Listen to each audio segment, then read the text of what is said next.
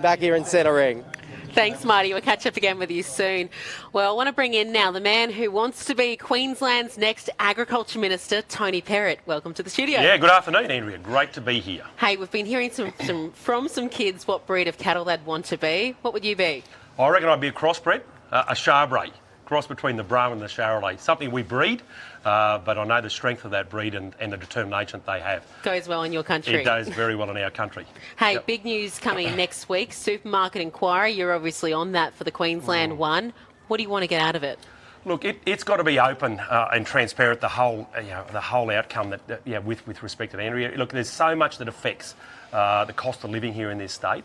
So much affects the cost of production, and through that, we're hoping that everything can be on the table, and ultimately the solutions to profitability within the agricultural industry, but obviously affordability back to the consumer. So there's a lot to consider as part of that, and we'll have our report back to the Parliament by the end of this month.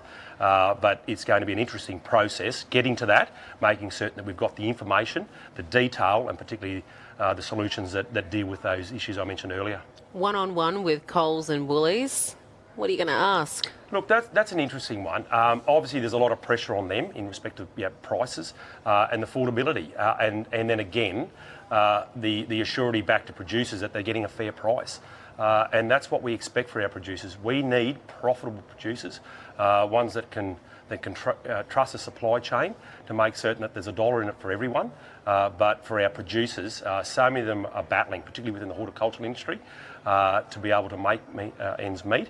And there's a lot of pressures, that government control as part of that, which unfortunately haven't been included as part of this inquiry. But we're determined to shine a hard spotlight on that. Will anything come from it? Look, let's hope so. We're working with the government, and it's obviously a government-dominated committee, but we're there in a genuine capacity to be able to raise those issues and make certain that they're on the table. There's been some great testimony, some great evidence that's been presented to the committee about some of those challenges, and they're real, absolutely real. There's enormous pressure on our producers from so many areas, but equally, we're hopeful that we can get the solutions on the table that ease the pressure on our producers, but equally make the products that are on our shelves affordable. David Crisafulli was with us earlier this week. He said vegetation management wasn't a priority for him. Is it for you?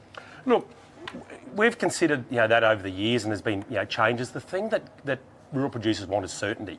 There's been significant change to the vegetation management. What about red tape? They like a bit of that being cut, don't they? Yeah, well, they do. And I just personally think the legislation is lazy. There's one size fits all within bioregions. It just simply doesn't work, and we've seen clear evidence. I was on the parliamentary committee that reported this back to the Parliament, my first term, and we saw plenty of evidence where the vegetation management laws that were in place by the previous governments hadn't worked.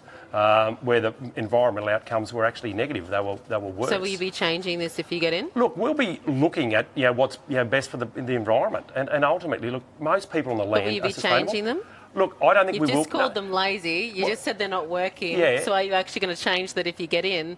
And if not, why not? Well, look, I don't think they will be changed immediately because what's there, and it's not the issues. So are you lazy then by not changing lazy laws? Look, I think we need to look at what's there, and they are lazy. It's lazy legislation, but to be able to do that, you've got to have the scientific evidence and the evidence from industry that backs it, Andrea. You've got to have it. If you don't have that, then you end up with a situation where we get the swings and roundabouts. So we're careful around that, and that's why our leaders been very careful to make certain that we don't mislead people with respect it. But as someone that works the land, some of the laws that are in place and some of the evidence that I've seen means that some of the environmental outcomes are worse. And I know. So you want to change them, but you know you can't because of the southeast. Well, something that we committed to at the last election was a Category F. For the forest industry, there's been a significant failure in forest policy in this state.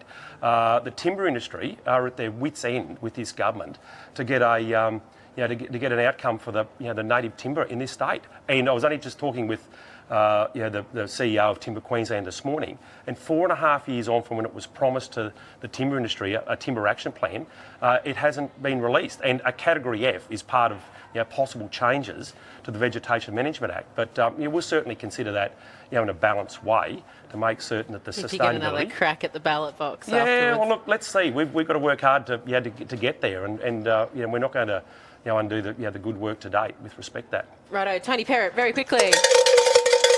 We are playing for cattle stations. Righto. This is the scoreboard. 5 correct answers will get you at the top. If you don't get them right, you can also try for extra points like the other fellows have done. And ladies, righto. So, Tony Perrott, question 1. Yep. Which part of the cow does sirloin steak come from? The belly, ribs, hindquarter or forequarter?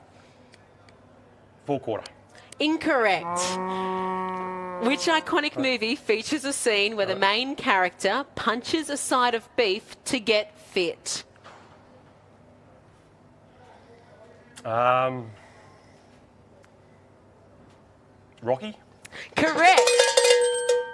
In what year did the first recorded use of the term butcher appear in the English language? 1000 AD, 1200, 1400 or 1600 AD?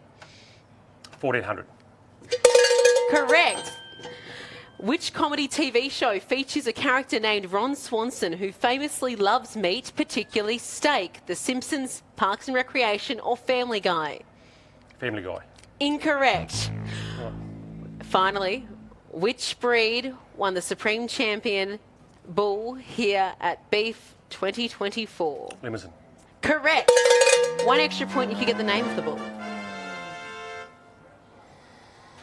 I did see it. I know it's owned by 3 different studs.